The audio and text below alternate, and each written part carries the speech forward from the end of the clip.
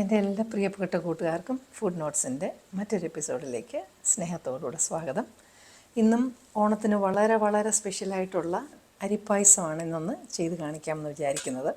അതിനുള്ള സാധനങ്ങളെല്ലാം ഞാൻ എടുത്തിവിടെ വെച്ചിട്ടുണ്ട്.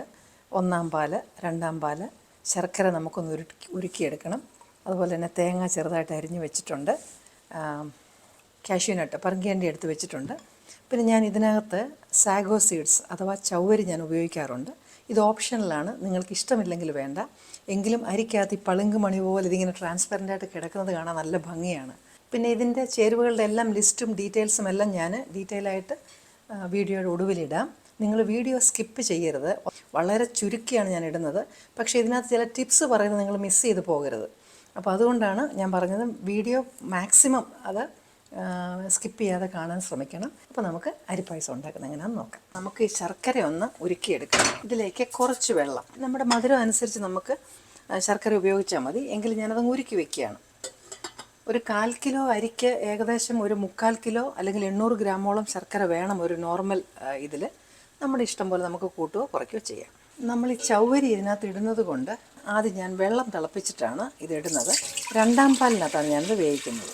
ഇതിലേക്ക് ഞാൻ അല്പം വെള്ളം കൂടെ ഒന്ന് ഒഴിച്ച് അത് കുറച്ചുകൂടെ ഒന്ന് വാട്ടറി അല്ലെങ്കിൽ തിന്നാക്കുകയാണ്. കാരണം എന്താണെന്ന് വെച്ച് കഴിഞ്ഞാൽ പാലല്ലേ, അത് പിരിഞ്ഞൊന്നും പോകണ്ടല്ലോ. അപ്പോൾ ഇനി ഞാനിതൊന്ന് തിളയ്ക്കാനായിട്ട് തീ വെച്ചു. അപ്പോൾ അതും അവിടെ ഇരിക്കട്ടെ. ഇപ്പോൾ ഇത് നന്നായിട്ട് തിളയ്ക്കുന്നുണ്ട്. അങ്ങനെ വെട്ടി തിളയ്ക്കുമ്പം ഞാനതൊന്ന് കഴുകി വെച്ച് നമ്മുടെ സാഗോ സീഡ് അതിനകത്തേക്ക് ഇടാം, അല്ലെങ്കിൽ ചൗവരി. എന്നിട്ട് ഇത് നന്നായിട്ടൊന്ന് ഇളക്കണം. ഈ അരിയെക്കാട്ടിലും വേവുണ്ട് സാഗോ സീഡിന്. അതാണ് ഞാൻ ആദ്യം ഇട്ടത്. അപ്പം ഇത് ഇട്ടതിന് ശേഷം ഒരു 5 മിനിറ്റ് കഴിഞ്ഞിട്ട് ഞാൻ ഇനി അരി ഇടുന്നുള്ളൂ. ഇനി നിങ്ങൾ ചൗവരി ഇടുന്നില്ലെങ്കിൽ ആദ്യം തന്നെ വെള്ളത്തിൻ്റെ കൂടെ തന്നെ അരി വെച്ച് നമുക്ക് വേവിക്കാൻ പറ്റും. അങ്ങനെ ചെയ്താൽ മതി. അപ്പം ഇവിടെ നമ്മുടെ ശർക്കര ഏതാണ്ട് റെഡി ആയിട്ടിരിക്കുകയാണ്. അതിന് തണുത്ത് കഴിഞ്ഞതിന് ശേഷം വേണം നമുക്കതൊന്ന് അരിച്ചെടുക്കാൻ. ഇതിപ്പം ഏകദേശം 5 മിനിറ്റായി. ഇതിങ്ങനെ നല്ല പേള് പോലെ കുറച്ചുകൂടെ വലുതായിട്ടുണ്ട്. ഇനി നമുക്ക് അതിനകത്തേക്ക് നമ്മളെടുത്ത് വെച്ചിരിക്കുന്ന അരി ഇടാം.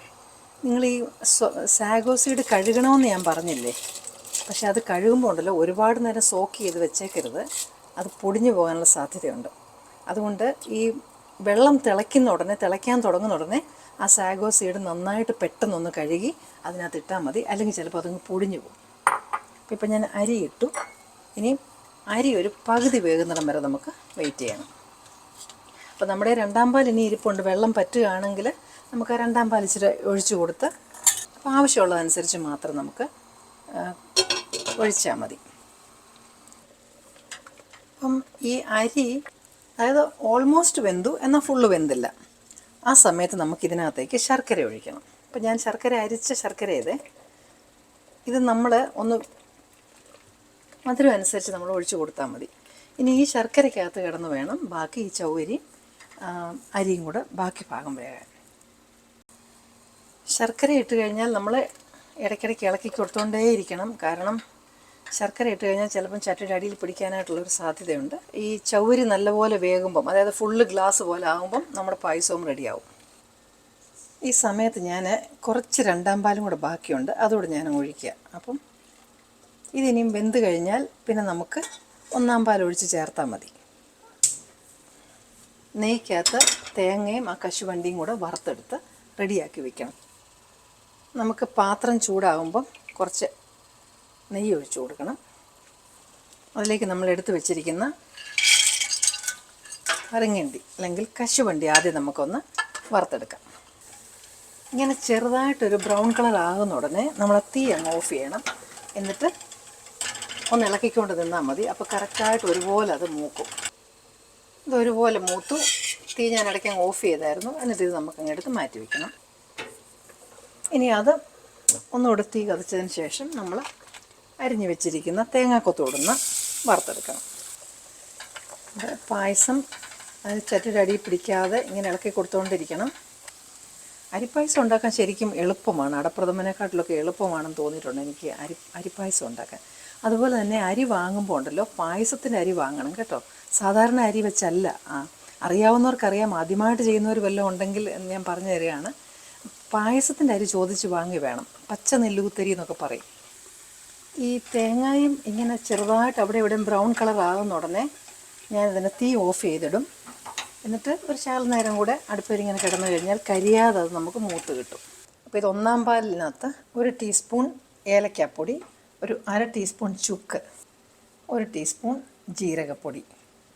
ഇത് ഒന്ന് നന്നായിട്ട് കലക്കി റെഡിയായിട്ട് വെക്കണം, കട്ടയില്ലാതെ പായസത്തിനകത്ത് ഒഴിക്കാനായിട്ടാണ്. നമ്മുടെ പായസം എല്ലാം റെഡിയായി. ഇനി ഫൈനൽ ടച്ചൊക്കെ ചെയ്താൽ മതി. നമ്മൾ കലക്കി വെച്ചില്ലേ ഇപ്പോൾ, അപ്പോൾ അത് ആദ്യമേ ഒഴിച്ച് ഒന്ന് മിക്സ് ചെയ്തതിന് ശേഷമേ രണ്ടാം പാൽ ഒഴിക്കത്തുള്ളൂ. അപ്പോൾ ഇതൊഴിച്ച് നന്നായിട്ടൊന്ന് ഇളക്കാം. നമുക്ക് ഒരു 1/4 ടീസ്പൂൺ ഉപ്പിടണം. നമുക്ക് ആ ടേസ്റ്റ് ഒന്ന് അഡ്ജസ്റ്റ് ചെയ്യാനായിട്ടാണ് വെപ്പ്. ഇനി ഇതിലേക്ക് നമ്മൾ എടുത്ത് വെച്ചിരിക്കുന്ന രണ്ടാം പാൽ ഒഴിക്കാം. രണ്ടാം പാൽ കൂടുതൽ ഒഴിച്ചാൽ നല്ലതാണ്. ഇനി ഇത് നന്നായിട്ടങ്ങ് മിക്സ് ചെയ്യാം. പായസം പരിസമാപ്തിയിലേക്ക് വന്നുകൊണ്ടിരിക്കുന്നു. തേങ്ങാപ്പാൽ ചേർക്കുമ്പോഴാണ് അതിൻ്റെ കളറ് കറക്റ്റ് ആകുന്നത്. നല്ല ശർക്കരയൊക്കെ ഉപയോഗിക്കാൻ ശ്രദ്ധിക്കണം. വറുത്ത് വെച്ച തേങ്ങ ഇട്ടു, വറുത്ത് വെച്ച കശുവണ്ടി ഇട്ടു. തേങ്ങാപ്പാൽ ഒഴിച്ചതിന് ശേഷം ഒരുപാട് നേരം വെച്ചങ്ങ് തിളപ്പിക്കേണ്ട, നന്നായിട്ട് ചൂടായാൽ മതി. ചെറുതായിട്ട് ആവി വന്നാൽ മതി. നമ്മുടെ അരിപ്പായസം റെഡിയാണ്.